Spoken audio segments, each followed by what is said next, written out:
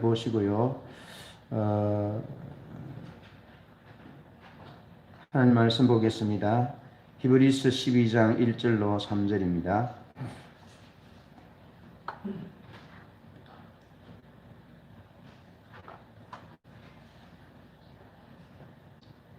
신약 성경 히브리서 12장 1절부터 3절까지의 말씀을 다 한 음성으로 합독하겠습니다. 이름으로 시작. 이름으로 우리에게 구름같이 둘러싼 허다한 증인들이 있으니 모든 무거운 것과 얽매이기 쉬운 죄를 벗어버리고 인내로서 우리 앞에 당한 경주를 경주하며 믿음의 주요 또 온전케 하시는 이인 예수를 바라보자. 그는 그 앞에 있는 기쁨을 위하여 십자가를 참으사 부끄러움을 개의치 아니하시더니 하나님 보좌 우편에 앉으셨느니라. 너희가 피곤하여 낙심하지 않기 위하여 죄인들이 이같이 자기에게 거역한 일을 참으신 일을 생각하라. 아멘. 오늘은 생각을 보라라는 주제로 말씀을 나눕니다. 여러분, 사람이 생각을 본다라는 말은 좀 생소한 말인 것 같습니다. 어떻게 보면 문장 구조로 맞지 않는 말인 것 같습니다. 어떻게 생각을 보느냐. 그러나 그리스도인은 자신의 생각을 보는 사람입니다. 자신의 생각을 하나님의 관점으로 보는 사람. 하나님의 기준 가운데 자기의 생각이 있기를 갈망하는 사람. 그 사람이 바로 그리스도인입니다. 그리고 또 마땅히 그리스도인은 자신의 생각을 하나님의 관점으로 보아야 합니다. 신앙생활은 내 생각과 내 삶을 하나님의 관점으로 보는 것, 그리고 하나님의 다림줄 앞에 세우고 보는 것, 그 모든 일체의 행위들을 일컬어서 신앙생활이다. 그렇게 말합니다. 그리스도인은 하나님의 규례로 인격과 습관을 교정하는 자입니다. 날마다 주의 법도를, 주의 말씀을 거울 삼아 이 세상 시류와 죄악의 흔적을 닦아내는 자들이 그리스도인입니다.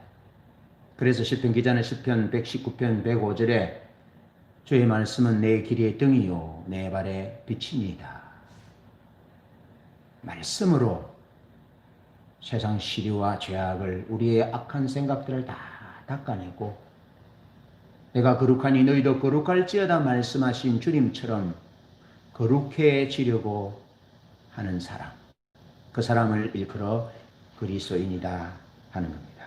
오늘은 우리 삶의 승리의 비결이 생각을 보는 데 있음을 알고 하나님의 다림줄의 기준으로 생각을 보기를 원합니다. 먼저 우리는 우리 속에 일어나는 감정을 진리의 관점으로 보아야 합니다. 이것을 우리가 가끔씩 그렇게 하잖아요. 감정이 아니라 진리에 반응해라. 그렇게 하잖아요. 감정이 아니라 진리에 반응해라. 여러분, 우리 속에 일어나는 감정들이 얼마나 많은지 모릅니다. 수많은 감정들이 시시때때로 일어납니다. 그래서 사람은 감정의 동물이죠. 감정은 하나님에게 있는 인격의 한 요소로서 참으로 소중한 것입니다. 그런데 그 감정이 하나님의 규례, 하나님의 명령과 법도 하나님의 기준으로 하나님의 다림줄 아래 통치받으면 참으로 예수님 같은 삶, 예수 닮는 삶을, 그리스도인의 삶을 살 수 있는데 자기의 그 수많은 미묘한 복잡한 감정들을 말씀으로 지배받지 못하고 다스림받지 못하고 자기 마음대로 살아간다면 세상 사람들과 다를 바가 없고 심하면 짐승과도 같은 그런 행동을 보일 때가 있는 것입니다. 그래서 우리는 우리 속에 일어나는 수많은 감정들을 진리의 관점으로, 하나님의 관점으로 보아야 합니다. 아멘. 자, 영화 디파이언스라는 영화가 2019년 1월에 개봉됐는데요. 나치 독일이 유대인들을 무차별 학살했던 배경으로 그 살아남기 위해서 숲속에서 수년간 살아서 마지막에는 1,500명이 생명을 얻는, 그리고 수만 명의 사람들을 구원하는 그런 논픽션을 배경으로 한 그런 사실적 영화입니다. 그 영화를 이렇게 우연히 이렇게 봤는데요. 한 장면이 스쳐 지나갔습니다. 그래서 그 장면을 정확하게 보기 위해서 다시 한번 그 영화를 보았습니다. 그 영화를 보면 그 영화에 이런 장면이 나옵니다. 한 아버지가 한 딸을 안고 옵니다. 리더에게. 숲속에 유대인을 보호하는 리더에게 그 딸을 안고 오는데 그 딸이 죽었어요. 그래서 오열하고 또 그 누이도 그 곁에서 오열하는데 그 바로 뒤에 있는 사람들의 손이 들려 있냐면 빵덩어리와 과일이 들려 있습니다. 그래서 한 아버지는 또 한 누이는 딸과 그 자매의 죽음 앞에 오열하며 눈물을 흘리고 있는데 바로 그 뒤편에서는 그 울음소리가 생생하게 들리고 그 죽음이 보여지는 그 현장에서 자기 배를 줄인 배를 채우기 위해서 빵을 입에 물고 빵을 먹고 과일을 쉽게 표현하면 개걸스럽게 먹는다는 표현이 맞겠죠. 살기 위해서. 그럴 수 있냐라는 겁니다. 어떻게 사람이 옆에 죽었는데 사랑하는 아버지가 오열하고 자매가 오열하는데 어떻게 그 뒤에서는 바로 곁에서는 그저 빵을 삼키고 과일을 먹으면서 아무렇지도 않는 듯 그렇게 먹을 수 있냐 하는 거죠. 사람이 그럴 수 있습니까? 그럴 수 있습니다. 사람이 그런 존재입니다. 그러니까 상대방이 그런 행동들을 보일 때 그럴 수 있다라는 겁니다. 아마 그 영화의 감독은 아마 그런 부분들을 한 부분 보여주기 위해서 아마 의도적으로 그렇게 편집한 것이 아닌가 그렇게 봅니다. 그럴 수 있습니다. 그래서 뭐 구멍이 포도청이라 하잖아요. 그럴 수 있습니다. 사람은 충분히 그럴 수 있습니다.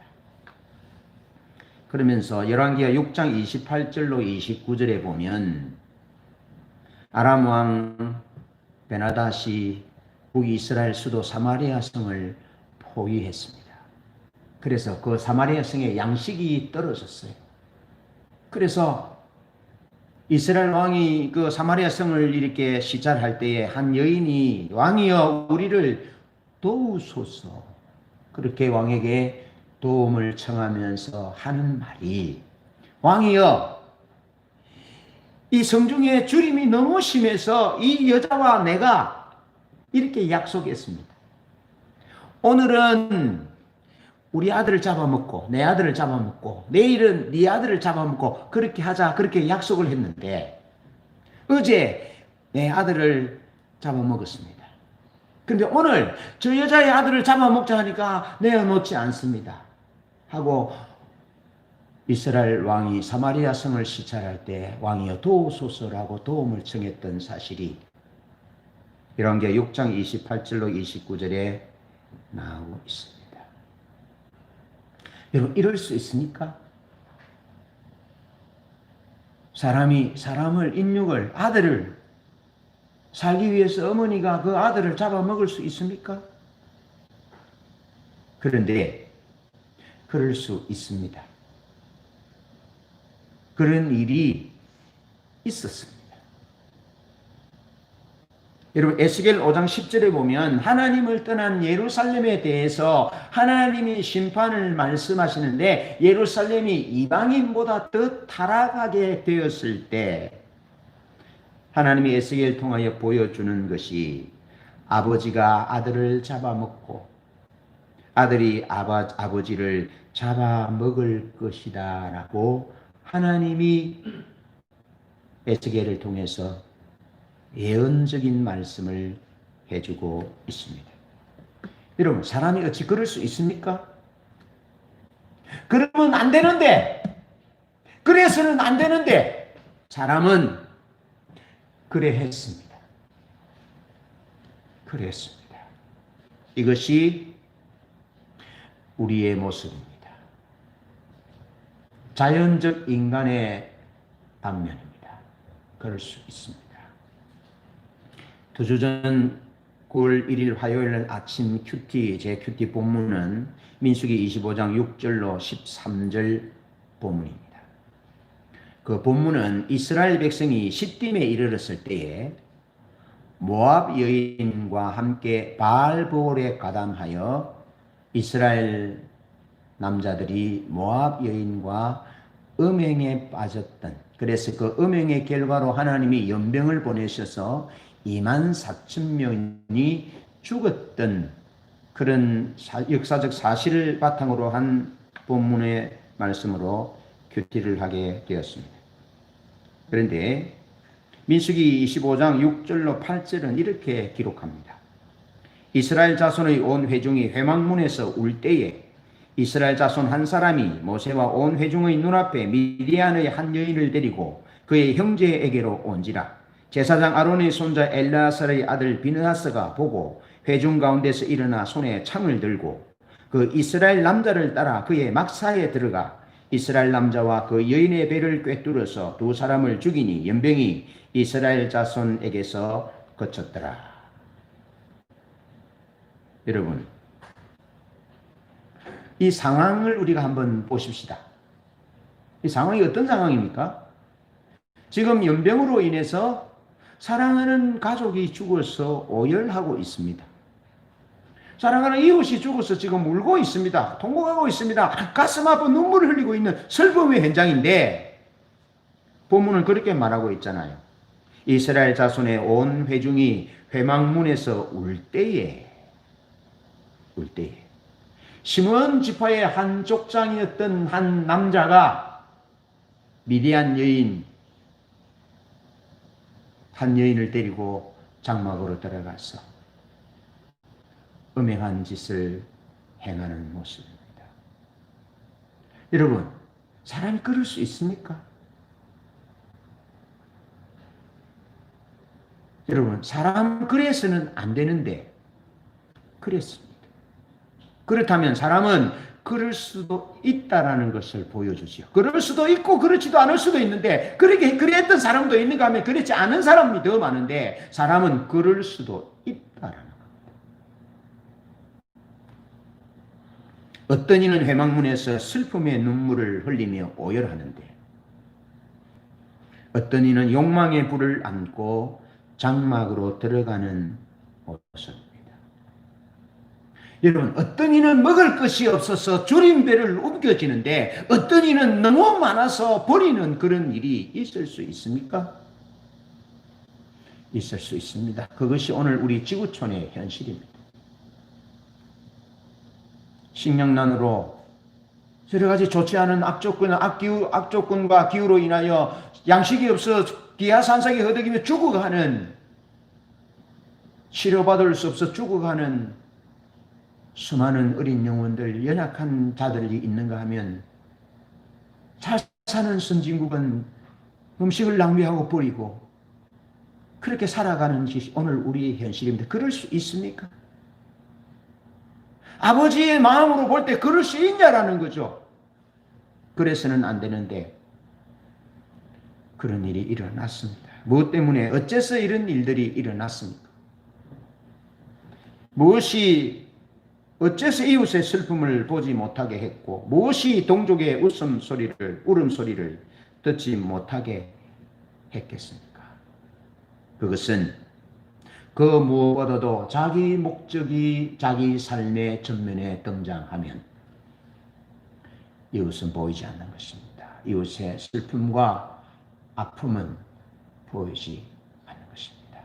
주님은 마가복음 10장 45절에서 이렇게 말씀하십니다. 인자에 온 것은 섬김을 받으려 함이 아니라 도리어 섬기려 하고 자기 목숨을 많은 사람의 대속물로 주려 함이라 말씀하시면서 친히 십자가에 매달리서 못 박히셔서 우리 위에 피와 물을 생명을 쏟아 주심으로 우리의 구주가 되셨고 그 자취를 우리로 하여금 따라오도록 말씀하고 있습니다. 사람은 자기 삶의 목적이 하나님과 하나님의 나라와 하나님의 목적과 하나님의 영광이 아니고 지극히 작은 자 하나에게 한 것 같이 그것이 주님에게 한 것이라 말씀하시는데 지극히 작은 자 하나에게 주님 하듯이 주께 하듯이 그렇게 섬기는 목적이 그 삶의 목적이 아니라 자기 목적이 자기 삶의 전면에 등장하면 이웃의 오열과 슬픔과 외로움과 배고픔과 눈물을 볼 수 없고 들을 수 없는 존재가 인간이라는 사실을 기억하셔야 합니다. 여러분, 무리 활동을 하는 그런 늑대들도 짐승들도 먹이 앞에서는 절대로 양보가 없잖아요. 그럼 사람이 무슨 말입니까? 자기 목적이 전면에 등장하면 사람은 더 이상 사람이 아니라 짐승 같은 존재가 됨을 오늘 본문은 오늘 읽었던 성경 민수기 25장 6절로 13절은 우리에게 보여주고 있고 성경 곳곳에서 그것을 보여주고 있습니다. 자신의 생각을 자신의 감정을 보지 못하면 그럴 수 있습니다. 자기의 생각과 자기의 감정이 자기 삶이 하나님의 영광으로 치닫고 있는지 달려가고 있는지 아니면 자기 욕망과 자기 목적을 향하여 치닫고 있는지를 하나님의 관점으로 보아야 합니다. 자기를 하나님의 관점으로 보아야 합니다. 자기 감정을, 자기 생각을 보아야 합니다. 그래야만 우리가 예수 닮을 수 있습니다. 그래야만 우리가 하나님이 원하시는 삶을 살아갈 수 있습니다. 자신의 감정과 자기의 행동을, 자기의 생각을 하나님의 진리의 빛으로 보아야 합니다. 여러분, 어떻게 그것이 가능할까요? 베드로전서 3장 15절은 이렇게 말합니다. 너희 마음에 그리스도를 주로 삼아 거룩하게 하고 너희 마음에 그리스도를 주로 삼아 거룩하게 하고 너희 속에 있는 소망에 관한 이유를 묻는 자들에게는 대답할 것을 예비하되 온유와 두려움으로 하고 어떻게 가능합니까? 그리스도를 우리 마음의 주로 삼을 때 우리가 거룩한 삶을 살 수 있는 것입니다. 그리스도의 마음을 그리스도를 주로 삼는단 말은 그리스도의 관점을 가지는 것입니다. 그리스도의 마음을 가지는 것입니다. 그리스도의 시선으로 우리의 삶을 상대방을 바라보는 것입니다. 그럴 때만 가능한 것입니다. 이 세상에 그리스도 예수, 우리 구주 예수 그리스도 외에는 참으로 그런 삶을 진실하게 산 사람이 없기 때문이고 혹 그런 사람이 있다 한다면 그 예수 그리스도를 마음의 주로 삼았던 사람, 그 예수 그리스도의 삶을 본받기를 원했던 사람만이 그런 길을 걸었고 그런 삶을 살았던 것이죠. 바울이 고린도서 11장 1절에 내가 그리스도를 본받은 자 된 것 같이 너희는 나를 본받는 자 되라 라고 말씀하십니다. 너희 마음에 그리스도를 주로 삼아 거룩하게 하고 그래야만이 주님이 우리 마음의 주인 되셔야만이 우리의 관점이 주님의 관점으로 하나님의 다림줄의 관점으로 주님의 말씀의 빛의 관점으로 볼 수 있고 그래야만 참다운 사람이 되는 것입니다. 하나님이 원하시는 삶을 살 수 있는 것이죠. 그래서 바울 사도는 고린도서 15장 31절에서 나는 날마다 죽노라 그렇게 말씀합니다. 바울 사도는 예수님처럼 날마다 십자가에 달려야 한다. 자기 스스로 예수님처럼 날마다 십자가에 자기를 달아야 한다. 날마다 자기 죽음이 일어나야 된다라고 말씀합니다. 날마다 말씀 앞에 날마다 큐티하고 아침에 큐티한 그 말씀을 날마다 묵상하고 시간마다 하루 종일 묵상하면서 자기 죽임의 역사, 자기 스스로를 십자가에 매다는 그런 역사가 지속하여 일어나면 그 하루는 성공적인 하루를 살 수 있습니다. 주님과 동행하는 하루가 가능합니다. 그러나 그런 삶이 자기 죽임에 자기 스스로를 바울처럼 날마다 죽이지 않으면 승리하는 삶은 요원하죠. 불가능합니다. 여러분, 여기서 바울 사도가 나는 날마다 죽노라 말했던 이 죽음은 자기의 욕구, 감정, 생각, 동기를 버리고 주님의 욕구와 주님의 생각과 주님의 동기를 선택하는 것을 의미합니다. 내 마음 속에 있는, 내 생각 속에 있는 그런 욕구와 감정과 생각과 그 생각의 동기를 하나님의 관점으로 보라는 겁니다. 주님의 관점으로 보라는 겁니다. 주님의 마음으로 보라는 겁니다. 내가 거룩하니 너희도 거룩하라, 온전하라 말씀하신 그 주님의 관점으로 보라는 겁니다. 그것이 나는 날마다 죽는다 하는 바울 사도의 죽음의 의미입니다. 여러분, 날마다 죽는다, 그것이 예수님의 방식으로 살도록 하는 겁니다. 날마다 죽어야만이 예수님의 방법으로 살 수 있습니다. 여러분, 우리는 우리 자신의 생각과 감정을 진리의 눈으로 하나님의 관점으로 보아야 합니다. 하나님은 빛이십니다. 하나님은 사랑이십니다. 하나님은 오래 참으시는 분입니다. 하나님은 위로이십니다. 하나님은 우리의 필요를 공급하시는 생명이시고 복이시고 우리의 기업이십니다. 하나님은 죄인을 용서하시는 분입니다.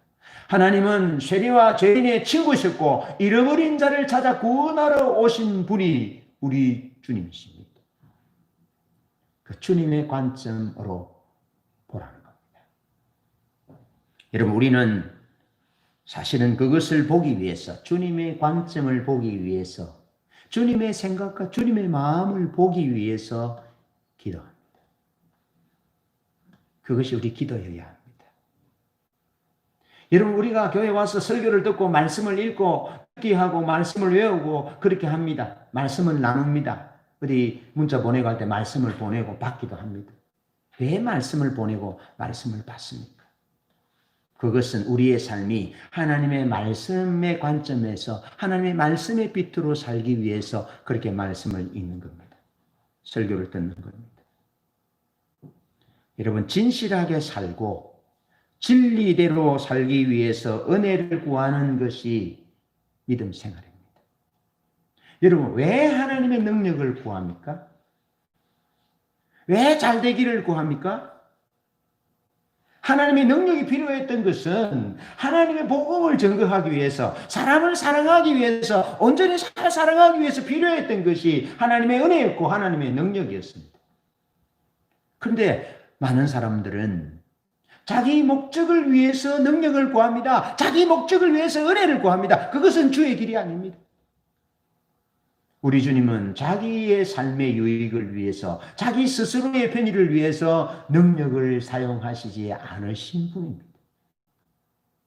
주님이 능력을 사용하셨다면 죄인을 구원하기 위해서 사용하셨고, 귀신 들린 자를 새롭게 하고 자유케 해주기 위해서 사용하셨고, 두려워서 불안에 떠는 제자들을 평안하게 하기 위해서 자기가 하나님이시고 하나님의 아들이신 것을 보여주고 믿게 하기 위해서 능력을 베풀었지, 자기 자신의 유익을 위해서 결코 주님은 이적과 기적을 행하지 않으셨다라는 사실을 꼭 기억하셔야 합니다. 하나님의 관점으로 보고 우리의 생각과 감정과 우리의 삶을 하나님의 말씀의 빛으로 보고 그렇게 살기 위해서 우리가 은혜를 구하고 기도하고 말씀을 듣고 능력을 구하는 그것이 우리의 신앙생활입니다. 우리의 신앙생활이 거기에서 벗어나 있다면 우리는 방향을 잘못 정했습니다. 그래서 돌아와야 합니다. 하나님의 마음을 보는 신앙으로 돌아와야 합니다. 하나님의 말씀, 하나님의 관점, 하나님의 은혜의 말씀의 빛으로 우리 삶을 볼 수 있는 그 자리로 돌아와야 합니다. 그래야만 우리가 올바른 신앙생활을 할 수 있습니다. 그래야만 우리가 영혼을 구원할 수 있습니다. 그래야만 그들을 주님께로 인도할 수 있습니다. 히브리서 기자는 자신들의 생각과 삶을 하나님의 관점, 믿음이라는 관점으로 돌아본 사람들의 이야기를 합니다. 특히 히브리서 11장에서 그런 이야기를 합니다. 자기의 생각, 자기의 감정, 자기의 환경, 자기의 삶을 하나님의 관점으로, 믿음이라는 관점으로 바라보았던 사람. 그래서 그들이 승리했고 세상이 감당하지 못할 사람이라는 그런 칭호를 받잖아요. 그 얘기를 히브리서 기자는 우리에게 해주고 있습니다. 진리가 아닌 것에는 얽매이지 않기 위해서 몸부림쳤던 삶. 죄의 짐에 눌리지 않기 위해서 싸웠던 삶. 쉬지 않고 하나님이 맡겨주신 소명을 따라 살아가기 위해서 기꺼이 대가를 지불하면서 살아갔던 삶. 그 삶이 히브리서 11장 믿음의 사람들이 보여주는 삶입니다. 그래서 히브리서 11장 38절로 39절에서는 그들을 정의하기를 세상이 감당하지 못한 사람들이었다. 세상이 감당하지 못한 사람이었다. 여러분, 하나님의 사람들은 세상이 감당하지 못할 사람들이어야 하는데 하나님의 교회와 하나님의 사람들은 다 세상을 품어 안는 그들을 불쌍히 여기고 그래서 세상을 초월하는 삶을 사는 공동체가 교회 공동체고 그런 삶을 사는 개인이 그리스도인인데 그런 삶을 살지 못하기 때문에 밟히는 겁니다. 헤모시슬로 분류되는 겁니다. 그런 삶을 살지 못하기 때문에 식당보다 못한 공동체가 교회 공동체로 전락되고 있는 것입니다. 여러분, 제가 지난번에 말씀드린 우리의 싸움은 혈과 육의 싸움이 아닙니다. 정사와 권세와 이 어둠의 주관자들과 세상 권세자들과 악한 영들과의 싸움임을 아셔야 합니다. 그래서 주님의 싸움은 십자가로 싸우셨습니다. 십자가로. 그래서 오른밤 쉬는 자에게 왼밤을 돌려대고 오리를 가는 자에게 가자 하는데 신기를 가고 속옷을 달라는 자에게 겉옷을 주고 너희를 핍박하는 자를 위하여 기도하라. 그렇게 말씀하시면서 사도 바울도 그렇게 말하잖아요. 원수를 사랑하는 것이 용서하는 것이 그 머리에 숯불을 얹는 것과 같다. 그러면서 사도 바울도 제자들도 여전히 스데반도 주님이 사셨던 그 삶으로 싸우셨어요. 세상이 감당하지 못할 사람으로 세상의 방법이 아니라 진리의 방법으로 하나님의 관점으로 세상을 보고 싸우는 삶을 살았던 사람이 분이 주님이고 주님의 제자들이고 사도들이고 속사도들이고 그를 따르는 경건한 사람들의 삶의 행보였습니다. 하나님은 오늘 우리를 그 길로 초청합니다. 하나님은 오늘 이 현대 교회를 그 길로 오도록 초청하고 있습니다. 히브리서 기자는 히브리서 11장을 통해서 세상이 감당하지 못한 사람들을 얘기하면서 우리를 그 길로 초청하고 있습니다. 그들의 삶이 어땠다고요? 진리가 아닌 것에는 얽매이지 않으려고 몸부림쳤던 삶. 죄의 짐에 눌리지 않기 위해서 싸웠던 삶. 주님이 우리를 죄로부터 자유케 하기 위해 십자가를 지시고 죽으셨는데 다시 죄에 매이지 없잖아요. 그래서 죄에 매이지 않기 위해서 싸웠다. 거룩한 싸움을 싸웠다.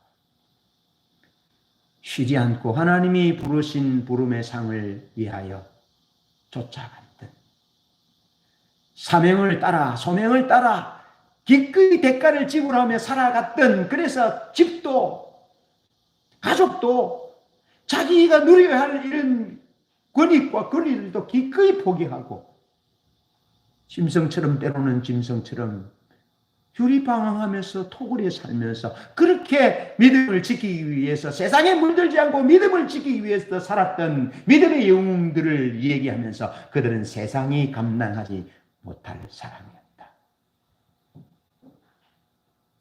여러분, 일본이 대한민국을 접수해서 다 일본화 만들고 있을 때 신사참배를 거부한 공동체가 교회 공동체잖아요. 그래서 여기 마산에서 목회하셨던 주기철 목사님 같은 경우에는 일본의 정부가 어떻게 할 수 없었던, 꺾을 수 없었던. 그래서 주기철 목사님은 일본 정부도 한 국가가 꺾을 수 없었던, 감당할 수 없었던 사람이 그분이었어요. 그래서 진해 저기 웅동에 그분의 수교 기념관을 지어놓고 오늘도 그 신앙을 본받기 위해서 몸부림치고 있는 것이죠. 세상이 감당할 수 없는 사람, 한나라도 감당할 수 없는 사람, 사단도 어떻게 감당할 수 없는 그런 사람이 하나님의 관점으로 보고 하나님의 마음으로 하나님의 관점으로 세상을 말씀의 기준으로 하나님의 말씀의 빛으로 세상을 감정을 생각을 삶을 통찰하며 살아가는 우리 그리스도인들이 그런 삶을 살아가는 것이죠. 그런 삶으로 우리를 초청하고 있는 것이죠. 그러면서 그들을 한마디로 그들은 하나님께 믿음을 인정받았다. 믿음을 인정받았다. 믿음이 이기네, 믿음이 이기네, 주 예수를 믿음이 온 세상 이기네. 세상을 이기면 이것이니 곧 우리의 믿음입니다. 할렐루야. 세상을 이길 수 있는 힘은 주님밖에 없어요. 사단을 이길 수 있는 능력은 주님밖에 없어요. 그 주님을 우리가 우리의 구주로 주와 왕으로 믿을 때에, 그리고 그분이 우리 속에 살아계실 때 우리가 사단을 이기는 거죠. 세상을 이기는 거죠. 어떤 악한 영적 세력도 이기는 거죠. 이런 승리를 주님이 전치하셨고 또 이런 승리를 우리로 하여금 싸워서 이기도록 십자가로 예수님의 방법으로 하나님의 관점으로 보면서 이기도록 우리를 초청하고 있는 것입니다. 이런 초청에 우리 모두 아멘으로 응답하시기를 축복합니다. 자, 그러면서 두 번째로는 눈에 보이는 환경보다 하나님께 반응해야 합니다. 눈에 보이는 환경은 지금 현재의 우리에게 일어나는 현실적인 어려운 환경입니다. 참 많이 어렵습니다. 교회들이 코로나 확진자가 걸린 교회에 대해서 벌금을 부과하고 국가가 그런 일들이 일어났습니다. 물론 서울사랑제일교회를 대상으로 하여 볼 때 경고하고 검사하고 조심하라고 했는데도 불구하고 그렇게 하지 않은 그런 방역당국의 지침과 그의 그 불응한 것에 대한 협조하지 않은 것에 대한 부분은 응당히 우리가 그렇게 해야 합니다. 그러나 그 단순히 코로나 바이러스에 확진되었다고 해서 그런 일들을 한다면 심각한 상황이죠. 그런 환경이라는 겁니다. 지금 현재 우리가 그런 환경이라는 겁니다. 그래서 교회가 예배를 못 드리게 되었습니다. 세상은 교회에서 예배 드리는 것을 용납하지 못합니다. 그래서 교회 예배 드리는 것을 촬영해서 알리고 고발 비슷하게 고소 고발 행위들을 하고, 그러면서 세상은 왜 이런 때에 교회가 예배를 드리느냐고, 이런 어려움이 때입니다. 그러면서 코로나로 인해서 경제적인 타격 심각합니다. 많습니다. 교회적으로도 국가적으로도 사회적으로도 많이 어려운 상황입니다. 우리 개인적으로도 참 많이 어렵습니다. 사실 참 어렵습니다. 누구 만나기가 좀 두렵고 마땅히 사람으로서 응당히 해야 할 그런 도리를 다하지 못하는 그런 일들이 있고 여러 가지 우리를 위축시키는 그런 환경적인 어려운 요인들이 있습니다만, 그럴지라도 우리는 환경에 반응하는 것이 아니라 하나님께 반응해야 합니다. 하나님. 그 말 다른 말로 하면 지금 우리 눈에 보이는 환경보다는 더 나은 목표가 있음을 보라는 것입니다. 더 좋은, 더 나은 목표, 더 좋은 날이 있다는 겁니다. 아멘. 아직 우리에게는 더 좋은 날이 오지 않았어요. 더 좋은 날이 있습니다. 더 좋은 날이 있음을 히브리서 기자가 얘기하는 겁니다. 여러분, 히브리서 기자는 히브리서를 통해서 13번이나 되풀이하면서 하는 얘기가 즐겨 사용하는 말이 더 좋은 이라는 말입니다. 과거의 언약보다 더 좋은 것이 있다.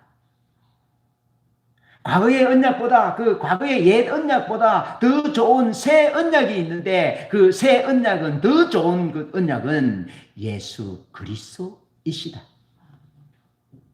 그래서 모든 무거운 것과 얽매이기 쉬운 죄를 벗어버리고 너희 앞에 당한 경주를 경주하며 믿음의 주요 또 온전케 하시는 이인 예수를 바라보자. 할렐루야. 예수를 바라보자. 예수를 깊이 생각하라. 왜? 예수는 우리에게 더 좋은 언약이기 때문에. 그것을 히브리서 기자는 얘기하고 있습니다. 우리에게는 더 좋은 것이 있다. 더 좋은 생명이, 더 좋은 복이 있다. 더 좋은 언약이 있다. 그분은 바로 예수 그리스도 그분이다. 그분이 주는 축복이다. 그것을 붙잡아라. 그렇게 히브리서 기자가 우리에게 말해주고 있습니다. 하늘이 무너지고 하늘이 노랗고 깜깜해도 뭘 기억하라고요? 무엇을? 더 좋은 시간이 있다. 우리에게는 더 좋은 언약이신 예수 그리스도 그분이 있다. 그리고 그분이 지금 우리에게 주신 구원을 비롯하여 앞으로 우리에게 주실 것, 이루실 것에 대해서 히브리서 기자가 말씀하고 있는데 그것이 놀라운 것이라는 겁니다. 히브리서 기자뿐 아니라 여러 성경 곳곳에서 사도들이, 하나님의 사람들이 그것을 전해줍니다. 하나님이 사랑이시라는 것을 전해줍니다. 환경이 어렵지만 더 좋은 것은 하나님이 사랑이시라는 겁니다. 하나님이 생명이시라는 겁니다. 하나님이 우리를 사랑하시고 하나님이 우리에게 생명을 주시고 하나님이 우리에게 생명을 풍성하게 주시고 하나님이 주신 그 생명 풍성함은 확실한 거다라는 겁니다. 확실한 겁니다. 얼마나 확실한 줄 아세요? 확실한지. 아사셀의 어린 양을 무인지경으로 보냅니다. 이스라엘 백성들의 죄를 위해서. 그러면 아사셀 양이 이제 들판에 다니다가 기소 본능처럼 돌아오잖아요. 동네로. 돌아오면 이 아사셀 양을 그 낭떠러지로 데리고 가서 떨어뜨려 죽이는 겁니다. 그래서 아사셀을 분리라고 말합니다. 반드시 그렇게 한다라는 겁니다. 그러면 주님이 우리에게 이루신 구원이 어떤 구원이라고요? 반드시 그렇게 우리와 죄와 분리하는. 그 예표적으로 아사셀 어린 양을 그렇게 했지만 우리 주님이 우리 위해서 행하셨던 그 대속의 은혜는 완전히 죄와 분리된 것을 보여주고 있는 것입니다. 누구도 막을 수 없다라는 겁니다. 양이 돌아오면 사람들이 그거를 낭떠러지로 떨어뜨려서 그거를 죽여서 죄와 분리시킨, 하나님의 백성들과 죄를 분리시킨, 그것이 예수 그리스도가 십자가에서 우리를 위하여 이루신 대속의 사건이라는 겁니다. 그 좋은 일이 우리에게 일어났다고요. 아멘. 그러니 우리가 여러분 여러 가지 일들로 인해서 참 기분이 좀 꿀꿀할 수 있고 참 위축될 수 있고 좀 한숨이 나올 수 있고 좀 막연하게 내 장래가 막연한 것 같고 미래가 좀 불투명한 것 같고 어떻게 될지 모를 것 같고 자녀들도 그렇고 그런 일들이 있을 때 꼭 기억하십시오. 하나님이 사랑이시고 생명이시고 더 풍성하게 하시고 확실하게 죄와 분리시키셨다는 겁니다. 확실하게 사망과 분리시켰다는 겁니다. 확실하게 사탄과 분리시키셨다는 겁니다. 그것이 하나님이 우리를 위해서 행하신 사랑, 그 좋은 것이라는 겁니다. 그것을 베드로 사도는 십자가에서 예수님이 그 십자가를 보면서 친히 나무에 달려 그 몸으로 우리 죄를 담당하셨다 라고 말합니다. 그래서 바울 사도는 갈라디아서 3장 13절에서 신명기 21장 23절의 말씀을 인용하는데 신명기 21장 23절의 말씀은 나무에 달린 자마다 저주를 받은 자다라는 말씀입니다. 그러면 갈라디아서 3장 13절에서 바울이 신명기 21장 23절을 인용하면서 예수 그리스도는 우리가 받아야 마땅할 저주를 죄의 저주를, 죄의 형벌을 친히 나무에 달리셔서 저주를 받으셨다. 우리 대신하여 친히 나무에 달리셨다. 우리가 율법의 요구를 충족할 수 없기에, 여러분, 율법을 다 지키지 못하는 자는 저주를 받는다라고 신명기 27장 26절에서 말하고 있습니다. 그 저주받은 자가 누굽니까? 큰 죄를 지어서 저주받아서 나무에 달리는 자도 있지만, 더 정확한 의미는, 신구약을 통틀어서 더 정확한 의미는 신명기 27장 26절에 말씀하고 있는데, 하나님의 율법을 다 지키지 못한 사람은 저주를 받는다라고 말하는 거예요. 사도 바울도 그렇게 말하잖아요. 하나님의 말씀을, 모든 계명을 항상 지키지 아니하면 그리스도와 상관없는 사람, 저주 아래에 있는 사람임을 말씀하고 있습니다. 그러면 여러분, 우리가 다 율법을 지킬 수 있습니까? 우리의 의로 하나님 앞에 의롭다함을 인정받을 수 있습니까? 우리 생각이 처음부터 끝까지 다 깨끗할 수 있습니까? 태어날 때부터 죽을 때까지 깨끗할 수 있습니까? 그것은 불가능합니다.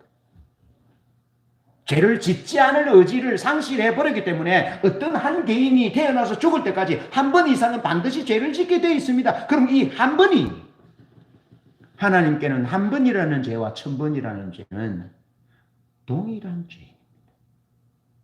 동일한 죄. 그러니까 이 저주에서 주님이 십자가를 지심으로 이 저주를 대신 담당하시고 끊으셨다라는 겁니다. 우리가 도저히 할 수 없는 것들을 주님이 그렇게 하셨다는 겁니다. 다시 돌아갑니다. 사람이 죽어서 오열하는데 뒤에서 빵 먹고 과일 먹는, 가족이 죽고 동족이 죽어 있는데 자기 욕정을 해결하기 위해서 한 여인을 데려와서 천막으로 들어가는 그런 일이 있을 수 있습니까? 일어났잖아요. 이것이 우리의 연약함이에요. 사람이 연약함이에요. 그런데 이런 모든 연약함들을 우리가 담당할 수 없었기 때문에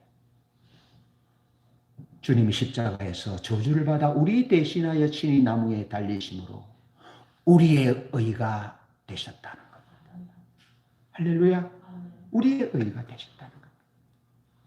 그것을 바울서는 고린도후서 5장 21절에서 그렇게 말씀합니다. 하나님이 죄를 알지도 못하신 이를 우리를 대신하여 죄로 삼으신 것은 우리로 하여금 그 안에서 하나님의 의가 되려 하심이니라.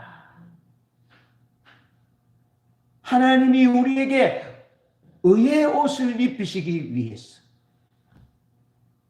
사람이 죽었는데 옆에서 음식을 먹을 수밖에 없는 연약한, 오늘은 네 아들을 잡아먹고 내일은 우리 아들을 잡아먹자 하는 그런 사실, 아버지가 아들을 잡아먹고 아들이 아버지를 잡아먹는 그런 비참한 현실, 그것이 우리 타락한 우리 삶의 실전 주소예요. 현주소예요.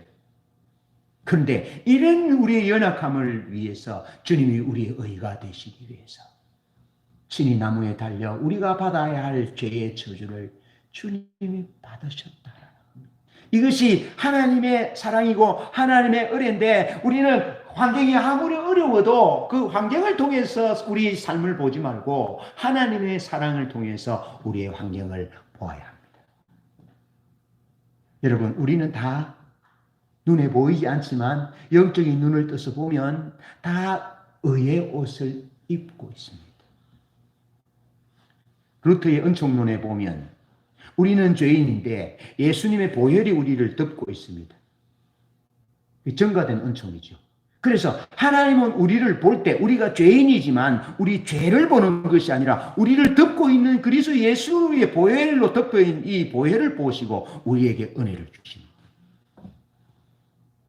그 은혜를 우리가 입은 분들이라고요. 존재들이라고요.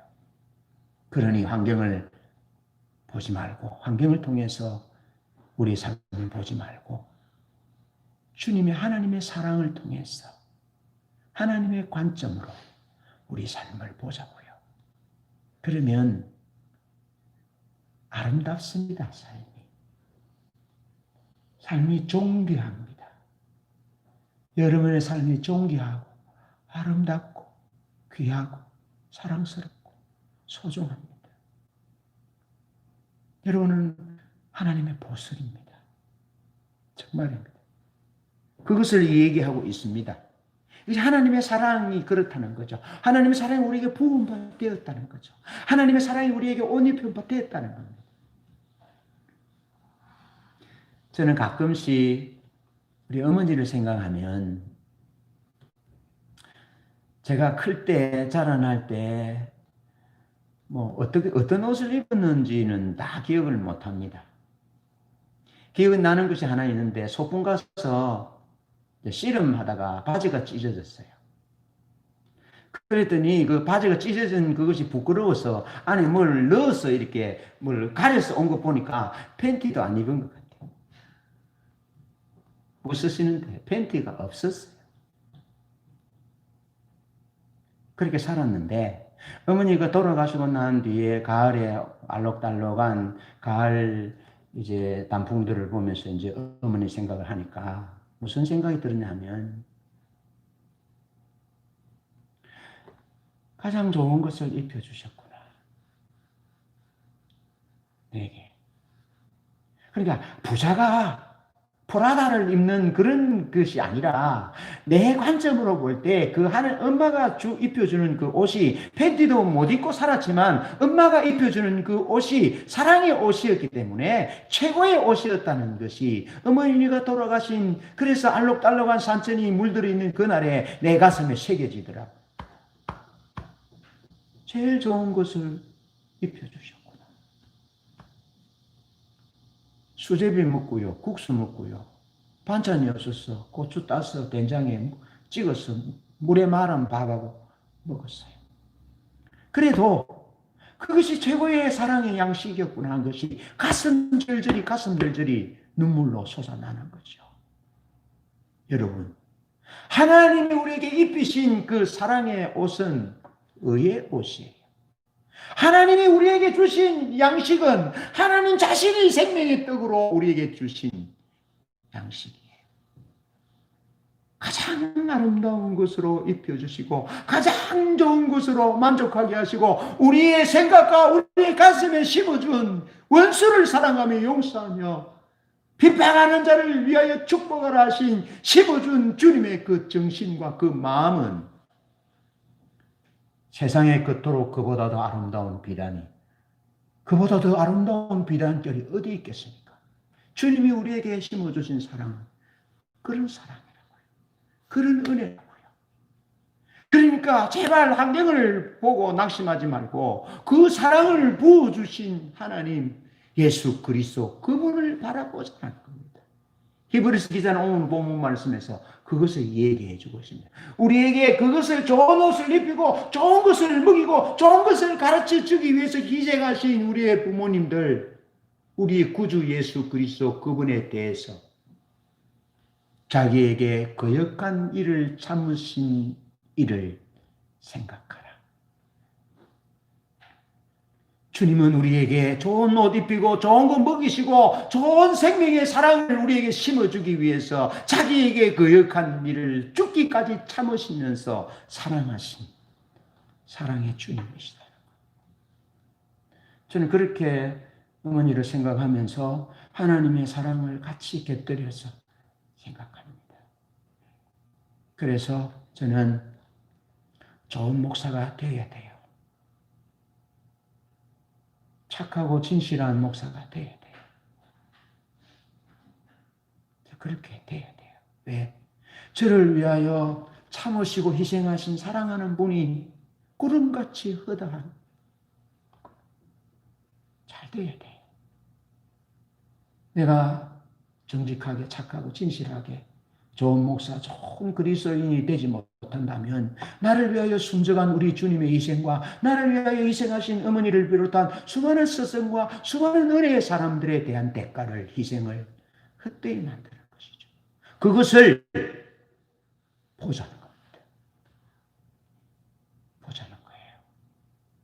네가 그렇게 살아라고 아버지가 어머니가 너를 위해서 희생했겠냐? 그 한 가지만 생각해도 우리는 감히 방종하는 하나님을 떠난 삶을 살 수 없는 거죠.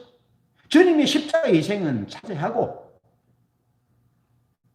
그걸 보자라는 거죠. 그 사랑을, 그 마음을. 하나님의 관점으로 보자라는 거예요. 히브리서 기자는 히브리서 12장 2절에서 십자가를 참으사 부끄러움을 개의치 아니하셨다. 주님의 십자가는 하나님의 사랑, 하나님의 마음과 생각과 하나님의 선하심을 우리에게 보여줍니다. 여러분, 세상이 너무너무 어두웠어요. 너무너무 이기적이었어요. 주님 태어나실 여관도 없었어요. 주막도 없었어요. 사람들이 먼저 선전했어요. 그렇지만 주님은 우리에게 빛으로 오셨는데 요한복음 3장 16절에서는 그것을 이렇게 말합니다. 어두운 환경이지만 하나님이 세상을 이처럼 사랑하사 독생자를 주셨으니 이는 저를 믿는 자마다 멸망치 않고 영생을 얻게 하려 함이니라. 깜깜한 정치적으로 경제적으로 사회 여러 가지 관계적으로 깜깜한 상황 가운데 주님이 큰 빛을, 가시적인 빛을 우리에게 보게 하셨는데 그것은 예수 그리스도를 우리에게 보내주심으로, 독생자를 보내주심으로 영생이라는 큰 빛을 보게 하셨다. 하나님의 사랑은 가시적입니다. 하나님의 사랑은 보는 것입니다. 보아야 합니다. 예수님이 태어날 때의 시대보다 더 어렵지는 않습니다. 예수님 시대에 당했던 유대 민족들이 로마 나라에 당했던 그런 어려움보다도 오늘 교회가 당하는 어려움은 더 어려움이라 말할 수도 없습니다. 그런 어둡고 암울하고 깜깜한 왕이신 그분이 자기 땅에 오매 자기 백성이 역겹지 않은 그런 역사가, 배쳐가는 역사가 있었고 생명의 위협을 당해서 애국으로 피난 갈 수밖에 없었던 주님이셨는데 그 시대와 오늘 시대를 비교하면 우리 시대의 어려움은 어려움 아니라는 겁니다. 그래서 우리 삶에 어려움이 있을지라도 하나님의 사랑을 가시적으로 우리에게 주어지신 하나님의 사랑이 영생이라는 것으로 우리에게 주어지는데 하나님 그분이 친히 우리에게 오셔서 그것이 하나님의 사랑임을 가시적으로 보여준 거죠. 그 사랑을 보자라는 거예요. 그 예수를 바라보라는 거예요. 그러면서 히브리서 12장 조금 전에 제가 읽었던 말씀처럼 십자가를 참으사 부끄러움을 개의치 아니하셨다 했잖아요. 하나님의 사랑은 희생적입니다. 부끄러움을 무릅쓴 희생이에요. 저는 이 희생이 어떤 희생인지 압니다. 주님의 희생은 부끄러움을 무릅쓴 희생. 우리를 살리기 위한 희생입니다. 그리고 주님의 사랑은 무조건적인 사랑입니다. 우리가 아직 죄인 되었을 때에 그리스도께서 우리를 위하여 죽으심으로 하나님께서 우리에게 대한 자기의 사랑을 확증하셨다. 무조건적인 사랑을 하나님이 예수 그리스도를 보내셔서 죽기까지 하시면서 사랑하신 하나님의 사랑입니다. 그 사랑을 보라는 겁니다. 그 생명과 그 은혜를 보라는 겁니다. 수많은 믿음의 사람들은 그 하나님의 마음을 보았고요. 세상이 아무리 깜깜하고 어둡고 배척하고 그렇게 해도 예수님을, 하나님의 아들이신 예수를 십자가에 못 박아 죽이는 일이 있어도 예수님은 고난의 세상 속에서 하나님의 마음을 보았어요. 하나님의 마음을 보았어요. 그래서 하나님의 마음을 알았기에 예수님의 그 십자가의 길은 외롭지 않았어요. 기꺼이 기쁨으로 갈 수 있었습니다. 그러므로 우리는 하나님의 사랑을 우리에게 주시고자 십자가에서 죽기까지 복종하신 예수를 바라보아야 합니다. 그러면서 예수님은 히브리서 기자가 말하듯이 예수님은 더 좋은 분입니다. 더 좋은 언약입니다. 더 좋은 분이시고 우리에게 세상에 가장 아름다우신 분이고 예수님은 우리에게 더 좋은 것을 주시는 분입니다. 히브리서 7장 22절에 보니까 예수님은 더 좋은 언약의 보증이 되십니다. 더 좋은 언약의 보증. 믿음으로 하나님에 있는 모든 것들을 유혹으로 받을 수 있는 보증, 계약서. 예수님이 받아 누렸던 그 놀라운 권세와 놀라운 특권을 우리도 그대로 동일하게 받을 수 있는 그 양다의 은혜를 우리에게 주신 그 보증, 믿음이라는 계약서, 그것이 우리에게 주어졌다는 겁니다. 예수 그리스도를 주와 그리스도로 믿으면 예수님에게 주어졌던 놀라운 이 특권이 동일하게 주어지는 보증임을 말해주고 있습니다. 이것이 더 좋은 것이라는 겁니다. 그것을 보자는 겁니다. 그래서 예수를 바라보라. 그러면서 히브리서 1장 4절과 14절에 보면 천사보다도 뛰어난 이름을 주셨고 예수님은 상속자가 되셨으며 또 우리를 천사들의 섬김을 받는 상속자가 되게 하셨다는 겁니다. 여러분, 우리는 천사들이 우리를 돕고 있습니다. 왜? 우리는 하나님의 상속자이기 때문에. 예수 그리스도와 더불어 누릴 상속자이기 때문에 천사들이 우리를 돕고 보호하고 있습니다. 천사들은 우리가 천사들을 위해 있는 존재가 아니라 천사들이 우리를 돕도록 있는 존재입니다. 물론 더 궁극적인 목적은 하나님을 찬양하고 하나님을 높이고 하나님의 나라를 위해서 하나님의 백성들을 위해서 있는 존재잖아요. 그래서 천사들은 우리를 위하여 구원받은 우리를 섬기하고 있는 존재가 천사들입니다. 왜? 우리가 예수님을 통한 상속자가 되었기 때문에. 그래서 예수를 보라는 겁니다. 너 지금 가진 것이 없느냐? 네 은행 잔고에 지금 돈이 없느냐? 네가 이 세상에서 이루는 것이 없느냐? 걱정하지 말고 너는 예수와 더불어 영원한 유업을 상속받을 상속자이기 때문에 예수를 믿음으로 바라보면 돼. 그런 관점을 갖기를 말씀하는 겁니다. 그러면서 히브리서 7장 19절에 보면 우리가 하나님께 가까이 나아갈 때 안전하게 신뢰하고 붙잡을 수 있는 더 좋은 소망이 예수 그리스도라는 겁니다. 여러분, 예수님은 우리의 중보자이십니다. 예수님은 우리의 변호사이십니다. 백전백승의 변호사이십니다. 예수님은 지지 않습니다. 예수님은 이미 이기셨습니다.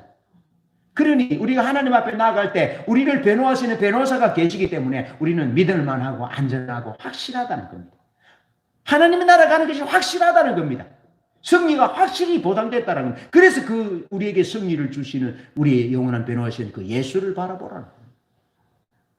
관점을, 내 관점을, 그 예수님을 바라보는 관점을 가지라는 겁니다. 그러면서 예수님은 히브리서 9장 12절로 또 28절에 보면 죄에 대해서 최종적인 예물이 되셨다는 겁니다.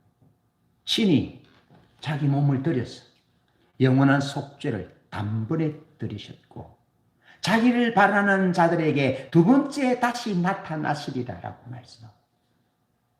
하나님의 관점으로 믿음의 싸움을 싸우며 승리하기를 원하는 그 사람에게 주님이 다시 두 번째 나타나시리라, 다시 오시리라 라고 말씀하고 있습니다. 우리는 다시 속죄의 제사를 드릴 필요가 없습니다. 예수 그리스도 그분을 믿음으로 그분의 보혈을 의지하여 믿음으로 하나님 앞에 나아갈 수 있도록 하신 분, 그분이 예수 그리스도입니다. 구약 시대를 이렇게 생각해 보면 아마 피냄새가 진동했을 거예요. 피냄새가. 우리가 절간에 가면 향냄새가, 맡기 싫은 향냄새가 막 나잖아요. 아마 피냄새가 진동했을 거예요. 그리고 양 잡아서 똥을 버리는 문이 따로 있었잖아요. 예루살렘에 분문이라고. 분문. 그런데 그럴 필요가 없어요. 얼마나 번거롭겠습니까? 에? 그런 번거로움, 경제적인 손실, 시간적인 낭비, 그런 거 없이 예수 그리스도를 정말 중심으로 살아가는 마음으로 예수 그리스도의 보혈을 의지해 하나님 앞에 나가서 아바 부르면 왔냐? 응답하시잖아요. 위로하시고 마음의 평안을 주시고 삶의 용기를 주시고 필요한 것들을 공급하시고 장래를 보장하시고 영원한 속죄를 단번에 들으신 분이시기 때문에 그분을 바라보라는 겁니다. 그러면서 예수 그리스도가 우리 위해서 하신 일 때문에 우리는 더 나은 나라, 즉 하나님의 나라에 들어갈 수 있게 되었습니다. 우리에게는 더 나은 본향, 더 나은 집이 있습니다. 그 집은 하나님이 주인이시고 하나님이 우리의 하나님이 되시고 우리는 하나님의 백성이 되는 나라, 그 나라가 하나님의 나라입니다. 하나님의 통치 아래 있게 됩니다. 가장 확실한 왕입니다. 그 나라의 한 사람도, 단 한 사람도 주님은 잃어버리지 아니하셨습니다. 예수님 이 땅에 살 때 자기에게 맡겨둔 사람을 단 한 사람도 잃어버리지 아니하셨다라고 말씀합니다. 하나님의 통치는 자기 백성인 우리 모두 한 사람도 잃어버리지 않으시는 확실한 통치자가 전능하신 하나님이십니다. 우리는 그 하나님의 나라에서 그분의 통치를 받으면서 그분을 우리의 하나님이라 아바라 부르고 그분은 우리를 자식이라 자녀라 부르면서 영생복락을 누리는 그 은총을 예수 그리스도를 통해서 우리에게 주시는데 그것은 더 좋은 것, 더 나은 것, 그것을 보라는 겁니다. 관점을 열어서 눈을 열어서 그것을 보라는 겁니다. 그러면서 예레미야 31장 31절에 내가 보라 날이 이르리니 유다 집과 이스라엘 집에 새 언약을 이루리라 말씀하셨잖아요. 그 새 언약, 예수 그리스도를 통해서 이루시는 새 언약, 완벽한 언약. 그래서 예수님은 이 새 언약을 이루시기 위해서 종으로 오셨습니다. 이 종이라는 그리스 말 둘로스는 로마 시대의 가장 낮은 계급입니다. 가장 낮은. 배의 가장 깊은 밑창에서 노를 젓는 노예. 자, 우리가 아무리 낮아지고 멸시받고 가난하고 고독하며 집이 없고 거절당하고 천하게 될지라도 우리 환경이 어려워서 죽을 상황같이 된다 할지라도 주님은 가장 낮은 종으로 오셨기 때문에 우리를 높이실 수 있는 분입니다. 주님은 우리를 도우실 수 있는 분입니다. 주님은 우리에게 승리를 주실 수 있는 분입니다. 어떤 상황에 놓인다 할지라도 주님은 자신을 위하여 능력을 사용하지 아니하신 그분이 이 땅에 살아계실 때 가난한 자, 병든 자, 소외당한 자, 연약한 자, 귀신 들린 자, 불치병자들을 위해서만 능력을 베푸셔서 그들을 살리신 주님은 오늘도 여전히 자기 영광을 위하여 일하지 않고 우리의 생명과 우리의 회복과 우리의 행복을 위하여 일하시는 분이며 그분은 졸지도 주무시지도 아니하시고 우리를 위하여 중보하시는 우리의 주님이시다라는 사실입니다. 여기에 큰 위로가 되는 것이죠. 예수를 바라보자. 예수를 깊이 생각하라. 그러면서 예루살렘의 아이만이라는 책을 제가 소개했잖아요. 한나 아렌트가 그 전범 아돌프 아이만에 대해서 기록했는데 아돌프 아이만은 수백만 명의 수많은 사람들을 아우슈비츠에서 학살했던 그 전범이에요.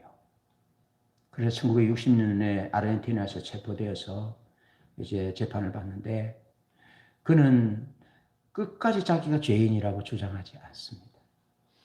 그러면서 수백만 명을 학살하고 죽였는데 자기는 정부에서 명령한 것을 행했을 뿐이에요. 내가 양심의 가책이 있다면 내가 정부에서 명령한 것을 제대로 수행하지 아니한 것이 때문에 내가 양심의 가책을 갖는다라고 말했습니다. 그러면서 그는 체포되기 직전까지 그의 아내와 그의 아이들과 함께 아르헨티나에서 살았습니다. 평범한 우리와 같은 아버지였습니다. 가족이 있는 가장이었습니다. 그런데 하나님의 관점으로, 하나님의 기준과 말씀의 관점, 빛의 관점으로 자기의 생각과 자기 삶과 위에 히틀러로부터 내려오는 명령들을 바라보았더라면, 사유했더라면 그렇게 수많은 사람들을 그저 학살하는 죽음이 결코 되지는 않았을 것입니다. 그러면서 사유가 없는 삶에 대해서 이렇게 말합니다. 우리는 미디어로 인해서 평범하고 획일적이며 생각이 없는 삶을 살게 된다. 미디어에 의해서. 자, 그렇다면 사유가 없는 삶을 오늘 우리의 환경적인 요인으로 인해서 여러 가지 우리에게 어려운 일들로 인해서 하나님의 관점으로 생각할 수 있는 이런 사유가 우리에게 없다면 한나 아렌트는 비장한 이야기를 우리에게 해줍니다. 우리 모두 안에 아이만이 존재하고 있다 라고 메시지를 전합니다.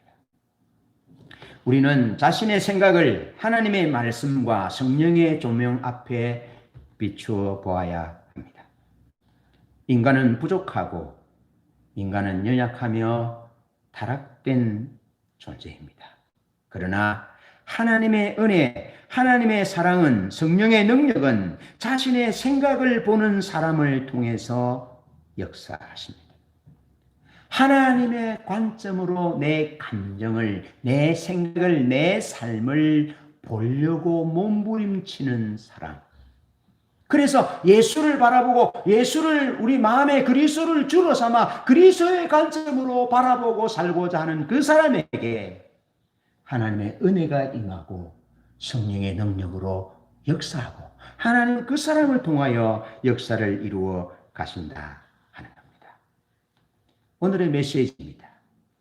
다윗이 우리아의 아내 바세바를 범하여 큰 범죄를 저질렀고 다윗이 그 성범죄를 완전 범죄화 시키고자 우리아를 전장에서 불러서 호요 혜택을 베풀고자 할 때 우리아가 행했던 그 행동은 지극히 정상적인 충성스러운 행동이었는데 오늘 우리가 보아야 할 관점은 우리아의 관점을 가져야 한다는 겁니다. 어떤 사람은 성범죄를 저지르고 어떤 사람은 자기 남편이 있으면서도 그 다윗과 함께 그런 범죄를 저질렀지만 그 남편이고 그 신하 우리아는 결코 하나님의 관점에서 벗어날 수 없었고 벗어나지 않았습니다. 그럴 수 있냐라는 물음 앞에 그럴 수 있지만 모든 사람들이 그렇게 되는 것은 아니잖아요. 그래서 우리는 그럴 수도 있지만 연약해서 그럴 수 있지만 나는 우리아의 충성을 선택하리라. 그것이 주님의 관점이고 진리의 관점이기 때문에 나는 그것을 선택하리라 하는 것이 오늘의 메시지입니다. 보울에서 시딤에서 바알보올에 가담해서 음행의 죄로 인해서 2만 4천 명이 죽어갈 때 다 통곡하며 눈물을 흘리는 그 회막문에서 그런 슬픈 눈물을 흘릴 때도 그 시므온의 족장이 미리한 여인을 데리고 들어와서 음행의 일을 하잖아요. 그럴 수 있냐라는 거죠. 그럴 수 있습니다. 그래 했습니다. 그런데 모든 사람이 그래서는 안 된다 하는 겁니다. 나는 비느하스의 마음을 비느하스에게 부어졌던 질투의 마음을 가지리라. 하나님의 마음, 하나님의 관점, 거룩한 것을 지키고자 하는 이 질투의 마음을 나는 가지리라. 그런 관점으로 보리라. 그것을 선택하자는 거죠. 모든 무거운 것과 얽매기 쉬운 죄를 벗어버리고 진리에 거역하는 것을 진리에 거역하는 삶을 살지 않기 위해서, 죄에 눌리는 삶을 살지 않기 위해서 하나님의 관점으로 보고 하나님의 관점으로 삶을 살기 위해서 싸웠던 믿음의 용사들처럼 자기의 거역하신 자를 끝까지 참으셨던 예수 그리스도 그분처럼 적어도 우리는 그런 길을 가자라는 겁니다. 여러분, 에집트의 사후의 세계에는 이런 얘기가 있습니다. 사람이 죽으면 자기 심장이 저울에 놓입니다. 자기 심장이 저울에 놓이고 그 다음에 한쪽에는 정의의 신 마트의 깃털이 이게 올려져 있습니다. 깃털과 심장의 무게를 저울에 땁니다. 그래서 이 심장이 깃털보다 무거우면 암부트라는 갈기를 가진 짐승이 그 심 잡아갑니다. 삼킵니다. 심장을 삼켜버립니다. 그래서 미이라에는 심장을 빼고 미이라를 만든다고 합니다. 세상의 관점으로 여러분, 생각이 삶이 정의롭고 정직하고 진실하고 깨끗하지 못한다면 그 마지막이 어떻게 되는지에 대해서 그리고 있는데, 하나님은 마지막 날 우리에게 우리의 생각을 보시고 우리의 마음을 보시고 거기에서 나온 올바르지 않는 믿음으로 살지 못한 우리의 삶에 대해서 하나님은 반드시 그분의 관점으로 우리를 관여하실 것입니다. 그렇다면 모든 사람들이 환경 때문에 자기의 어떤 연약함 때문에 그런 죄와 그런 죄에 빠진다 하는 것에 합리화시키지 말고 다 그렇게 깔지라고, 나는 하나님의 관점으로 내 감정을 보리라. 나는 하나님의 관점으로, 말씀의 관점으로, 하나님의 다림줄의 기준으로 내 생각과 내 삶을 보리라. 그리고 끝까지 우리의 행복을 위해서 싸우셨던 주님처럼 그 예수 그리스도 그분이 좋은 분이고 가장 좋은 것이고 가장 좋은 것을 주시는 분임을 알고 예수 그리스도를 생각하고 예수 그리스도를 바라보면서 주님과 더불어 승리를 누리는 그런 삶을 살아가는 우리 모두 되시기를 주님의 이름으로 축복합니다.